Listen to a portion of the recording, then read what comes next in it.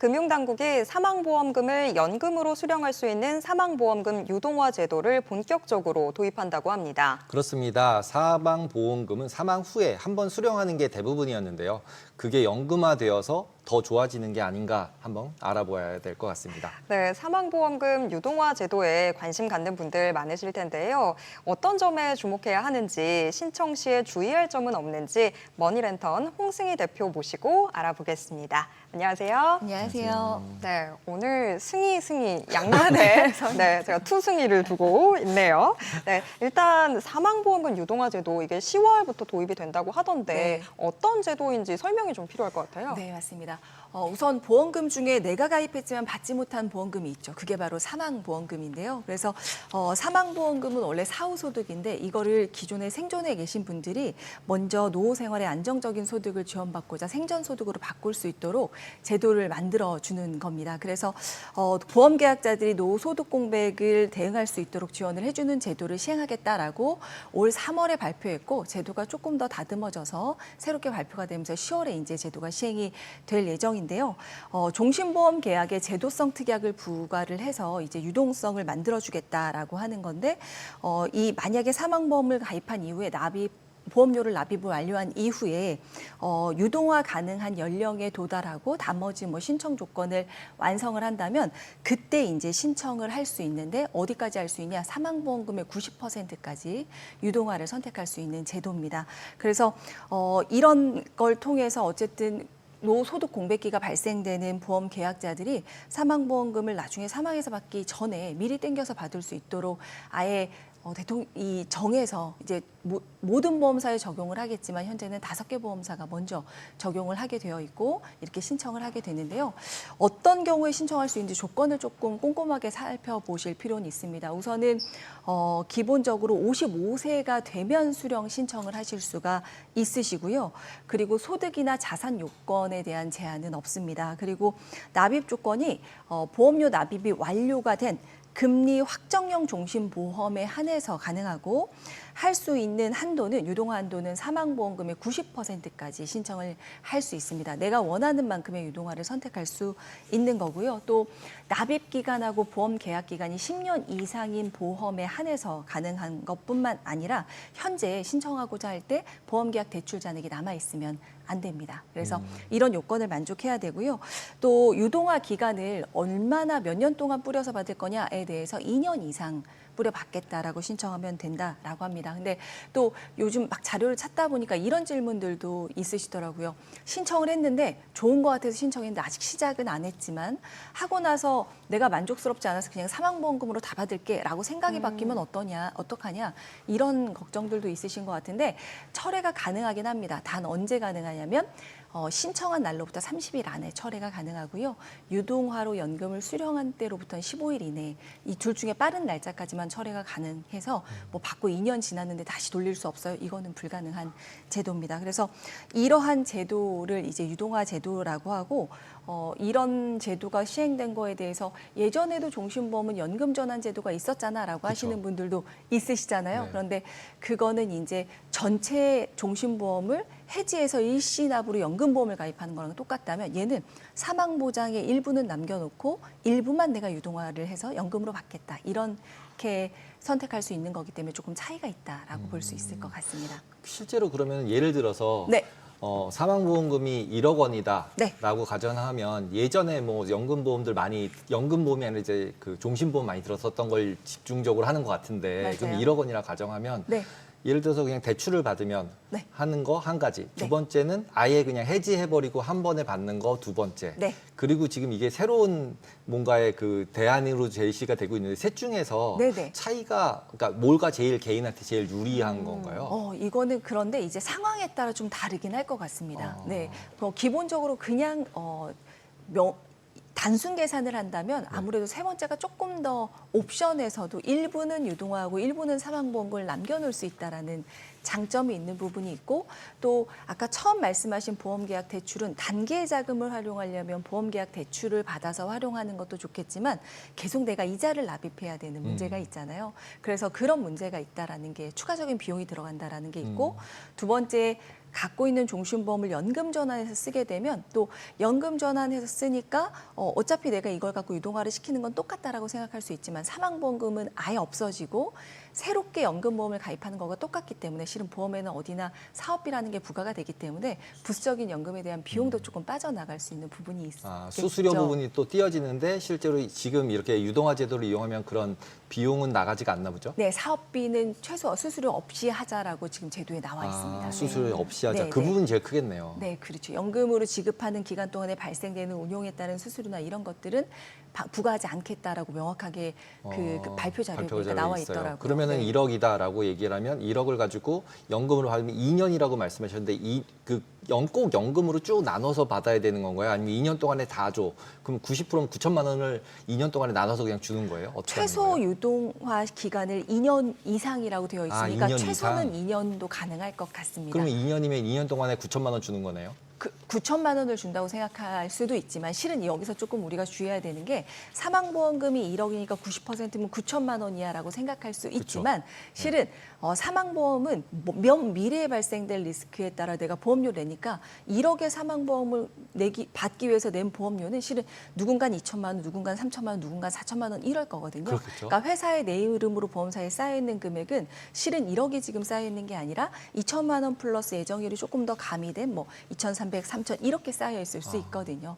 그 해약 환급금을 바탕으로 지급을 해주는 거기 때문에 예를 들어 90%면 내가 2천만 원의 보험료를 냈지만 지금 유동화를 신청하는 시점에 내가 내 이름으로 쌓여 있는 해약 환급금이 3,500만 원이다. 그러면 3,500만 원의 90%를 바탕으로 이제 유동화를 시켜주는 겁니다. 그러면 사망보험금이 아니네요. 그냥 내가 낸 돈의 90% 주는 거네요. 낸 돈에 플러스 이제 이율이 조금 붙긴 하겠지만 보험회사 이자율 5%도 안 됐었던 것 같은데. 그런데 이게 조금 더 우리가 쟁점이 있는 게 종신보험의 예정률은 아주 예전에 가입했던 종신보험들은 7%였는데. 예정률이 7.5%, 7% 실은 보험사에선 부담스러운 포인트가 있었을 그래서 거예요. 오히려 보험사가 없애려고 하는 거 아니에요, 그러면?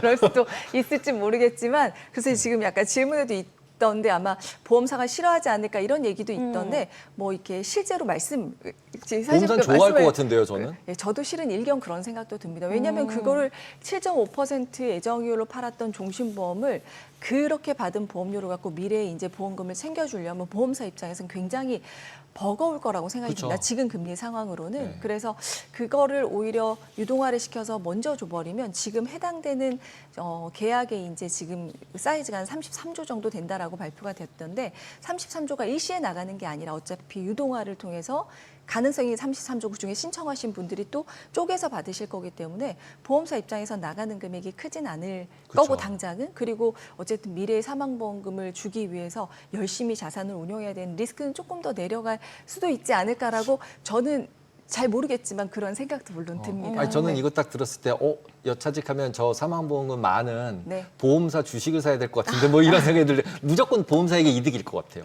네, 그냥 맞습니다. 반대로 네. 돌리면은 네. 실제로 7% 할인돼가지고 손실로 막 기표돼 있던 거 다 없애면서 또 부담도 확 줄이고 그거 하면서 조금 이제 수수료 붙여서 또 하고 그러면 양쪽으로 하면 수익이 아주 좋아질 것 같은데 거기다 이제 뿌려놨던 손실을 한 번에 딱 당겨서 하면 아주 되게 좋을 것 주식에 같은. 투자 지금 아이디어까지 원하실 것 같은데 그럼 지금 뭔가 네. 생명보험사 입장에서는 네. 이게 오히려 좋아진 것 같다라는 생각이 드는데 근데 이게 결국에 가입했던 사람 입장에서는 사후에 내 가족에게 돌아가던 보험금이 내가 생전에 좀 미리 땡겨 쓰겠다 이런 느낌으로 되는데 구체적으로 장점이 뭐가 있는 걸까요? 가입자 입장에서. 가입자 입장에서는 어쨌든 물론 미래의 사망보험금을 받으면 굉장히 고액의 사망보험금이 남아있긴 합니다. 그래서 실제로는 특히 이번에 해당이 되는 종신보험이라는 상품은 언젠간 사망하면 받게 되는 상품이거든요. 그러니까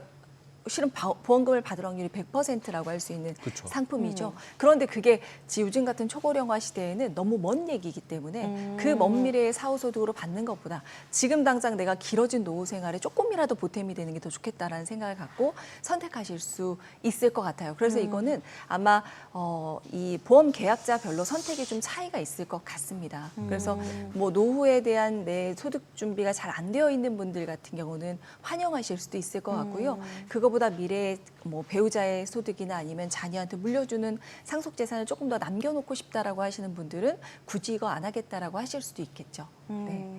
아, 근데 제가 범죄 수사물만 보던 사람이라 지금 나쁜 생각이 순간 든 게 네. 이거를 혹시 네. 다른 가족이 가입자가 아니라 네. 다른 가족이 악용하는 경우가 있지는 않을까 지금 이 생각이 들어요. 그런 일은 네, 없을까요? 어떻게 악용할 수 있을까요? 물론 그렇기 때문에 이 제도에서 보면요. 이런 경우를 예방하기 위해서 계약자와 피보험자가 다른 경우는 신청을 못하게 되어 있더라고요. 근데 말씀하신 것처럼 이 보험 상품이라는 게 계약자, 피보험자, 보험 수익자를 각각 다르게 설정할 수 있잖아요. 그러니까 예를 들면 남편을 피보험자로 한 종신보험을 아내가 가입하고 보험료를 낼 수도 있고 엄마를 피보험자로 한 보험료를 자녀가 가입해서 보험료를 낼 수도 있고 이런 차이가 있기 때문에 그리고 수익자를 누구로 지정하냐에 따라서 이제 말씀하신 범죄 스릴러물에 나오는 이런 케이스들이 될 수는 있지만 지금 말씀드린 유동화 제도는 계약자와 피보험자가 같은 경우만 그래서 신청할 수 있다라고 합니다. 네. 그럼 보통 이렇게 사망보험금 유동화되는 게 그 종신보험만 되는 건가요? 아니면 다른 보험들도 되는 건가요? 이번에 그 사망보험금 유동화 제도에 해당되는 건 말씀하신 것처럼 종신보험만 해당이 됩니다. 그래서 우리가 사망보험금이라는 게 그냥 사망보험금은 다 똑같은 거 아니야 할 수 있지만 실제로 사망보험금도 어느 기간 동안 보장받냐에 따라서 종신토록 보장받으면 종신보험, 일정한 기간 동안 보장받으면 정기보험이고 또 보장을 해주는 목적이 어떤 사망이든 보장해주면 일반 사망 그리고 질병으로 사망하면 질병사망, 뭐 재해로 사망하면 재해사망보험금을 지급을 하는데 지금 여기서는 종신보험만 해당이 됩니다. 그래서 종신보험의 재원을 유동화시키는 거다라고 생각하시면 될 것 같습니다. 네. 근데 이게 뭐 되돌릴 수 있는 기회도 있다라고 해주셨지만 아까 들었을 때 뭐 30일 굉장히 저는 짧게 느껴졌었거든요. 그래서 네. 처음에 선택을 할 때 좀 잘 선택해야겠다 싶었는데 어떤 기준을 갖고 내가 이걸 사후에 받는지 아니면 생전에 받는지를 무슨 기준으로 삼는 게 좋을까요? 이게 그러니까 아마도 지금 10월부터 이 제도가 시행이 되면 보험사에서 해당되는 고객들한테 개별 안내를 해주도록 제도화되어 있더라고요. 그리고 그렇게 안내를 해주면서 본인이 얼만큼의 유동화 비율을 갖고 언제 몇 세, 몇 년 동안 뿌려받을지를 결정하면 얼만큼 받을 수 있는지 조견표를 안내해 주도록 되어 있더라고요. 그걸 보고 선택을 해야 되는데 대신 이런 요건이 여러 가지를 고려를 해봐야 될 것 같은데 예를 한번 들어보도록 할게요. 만약에 5060 세대 중에 당장 현금 흐름이 좀 부족하신 분들, 이런 분들은 65세에 국민연금이 나오기 전까지, 뭐 퇴직연금을 받기 전까지 공백기가 있으실 거잖아요. 이럴 때 좀 활용해 보는 걸로 쓸 수 있겠다. 라고 생각을 하실 수 있을 것 같습니다. 이런 경우에 예를 들면 30세부터 종신보험을 가입해서 매달 20년 동안 87,000원씩 총 2,088만 원을 납입을 했다. 그래서 1억 원의 사망보험금을 만든 증권을 갖고 있다라고 해보면 55세부터 70%를 유동화해서 20년 동안 받을게요라고 신청하면 월 14만 원, 연간 164만 원씩 총 3,274만 원을 받게 됩니다. 그럼 내가 납입한 보험료는 2,088만 원이니까 이거보다는 훨씬 더 많은 금액을 받게 되죠. 근데 이걸 받고 나서 사망하면 3천만 원의 사망보험금을 나중에 받아서 이제 이거는 상속으로 물려주실 수도 있게 됩니다. 그러니까 수령 시점을 55세가 아니라 60세, 65세로 낮추면 훨씬 조금 더 많아지긴 하겠죠. 근데 실은 55세부터 받는 금액은 보시면 에게 이렇게 생각하실 수도 있어요. 근데 우리가 낸 게 어쨌든 뭐 월 87,000원씩 옛날에 20년간 냈잖아요. 냈으니까. 10년 전, 20년 전에 냈는데 인플레가 얼만데. 맞습니다. 네, 그래서 그러니까. 그런 걸 생각해 보면 굉장히 작은 금액이다라고 느껴지실 수 있고 그래서 이거를 반대로 실은 이렇게 활용하시겠다는 분들도 있더라고요. 이 금액을 받아서 지금 부족한 이제 뭐 실은 간병이나 치매와 관련된 보장을 따로 준비하겠다. 이거 가지고서는 뭐 내가 나중에 요양자금으로 쓸 돈으로 따로 만들어 놓겠다. 이렇게 말씀하시는 분들도 있으신데 여튼 이런 선택을 하실 수도 있고요. 근데 이런 케이스는 어쨌든 지금 당장에 10만 원, 20만 원이라도 소득이 부족한데 고액의 사망 보장이 있다라는 거 알고 계시면 그냥 내비두는 것보다는 어떤 방법으로든 내가 쓸 수 있는 방법을 강구해 보는 걸로는 나쁘지 않은 것 같고요. 만약에 65세가 넘어가서 연령이 좀 높았다. 그러면 70세 정도가 되셨을 때 내가 건강염려로 의료비, 뭐 요양지출 이런 비용이 클 것 같다라고 예측이 된다면 예를 들면 70세부터 유동화 비율을 높이 90% 가까이로 잡고 15년 동안 받겠다라고 하면 월 받으실 수 있는 금액이 35만 원 정도 되시더라고요. 연간 받는 금액은 연간 받는 금액까지 해서 15년 동안 받는 금액은 한 6,300만 원 정도가 되시고요. 근데 이렇게 받고 나셔서 사망하시면 사망보험금은 1,000만 원이 남는 되는 상황이 되겠습니다. 이렇게도 활용이 가능하시고 그런데 마지막으로 내가 그래도 당장의 생활비도 좀 부족하지만 그래도 좀 남겨놓고 싶어라고 한다면 1억을 다 땡겨 유동화하긴 그렇고 한 40에서 60% 정도만 유동화 시킬게라고 생각하시면 한 65세 되는 시점에 60%를 유동화를 선택하고 20년 동안 받겠다 그러면 연간 187만 원씩 받으시다가 20년 지나고 나서 사망하시면 6천만 원 정도의 이제 사망 보장이 4천만 원 정도의 사망 보장이 남아 있게 되는 이런 케이스로 선택하실 지금 수 저 있는 예시를 제가 보면서 드는 생각인데 네네. 예시상으로 보면은 실제로 아까 말씀하신 것처럼 네. 낸 돈에다가 이자 정도가 붙은 정도의 금액까지의 90%를 주고 대신에 그거 빼고 나머지 원래 주기로 했던 1억 부분에서 주기로 했던 나머지는